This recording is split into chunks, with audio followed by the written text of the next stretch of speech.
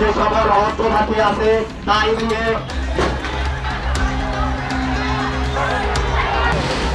মাহবুব সহ সকলের বাড়িতে যে সকল অর্থঘাটি আছে তাই নিয়ে আপনারা সকাল 7:00 সময় টাঙ্গাইলে মাইকিং করে ডাকা হচ্ছে সংঘর্ষ করার জন্য। জেলার গোপালপুর উপজেলায় ঘটে গেল অদ্ভুত এই ঘটনা। এ যেন রাজা বাদশাহ আমলের সময়ের কোনো চিত্র, যখন যুদ্ধের ঘোষণা করা হতো রাজ্য জুড়ে ঢাক ঢোল পিটিয়ে। সময়ের পরিবর্তনে ঢাক ঢোলের পরিবর্তে হাতে দেখা যাচ্ছে মাইক। রাতভর সেই মাইকের মাধ্যমেই দেয়া হলো ঘোষণা, যেন অস্ত্র নিয়ে প্রস্তুত থাকে গ্রামবাসী। এমনকি জানিয়ে দেওয়া হচ্ছে সংঘর্ষের সময় এবং স্থান।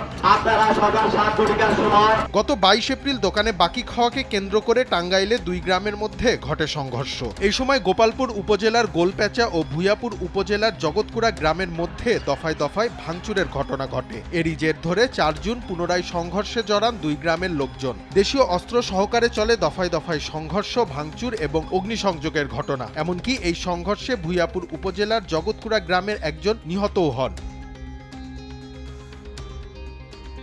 একজন নিহত হওয়ার পরেও যেন থেমে থাকেনি গোপালপুরের গ্রামবাসী। নতুন করে হামলার জন্য প্রস্তুত হতে থাকে তারা, আর সেই প্রস্তুতির কথা জানাতেই বেছে নেয় অভিনব এই পদ্ধতি। মাইকিং করে গ্রামবাসীকে প্রস্তুত করতে দেখা যায় এক যুবককে। মাইকিং এর পর পুলিশ 144 ধারা জারি করে, তবে যেন কোনো কিছুতেই দমিয়ে রাখতে পারেনি গোপালপুরের গ্রামবাসীকে। 144 ধারা ভেঙে মাইকিং এর পরের দিন ঠিকই হামলা চালায় তারা। এই সময় মানুষজন বিভিন্ন জায়গায় দেশীয় অস্ত্রশস্ত্র নিয়ে অবস্থান করে।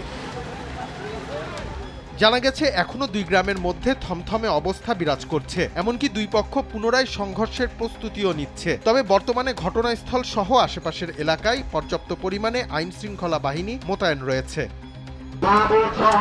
সকলের বাড়িতে যে সকল অর্থঘাটি আছে তাই নিয়ে আপনারা সকাল 7:00 সময় ডেস্ক রিপোর্ট, দেশ টিভি।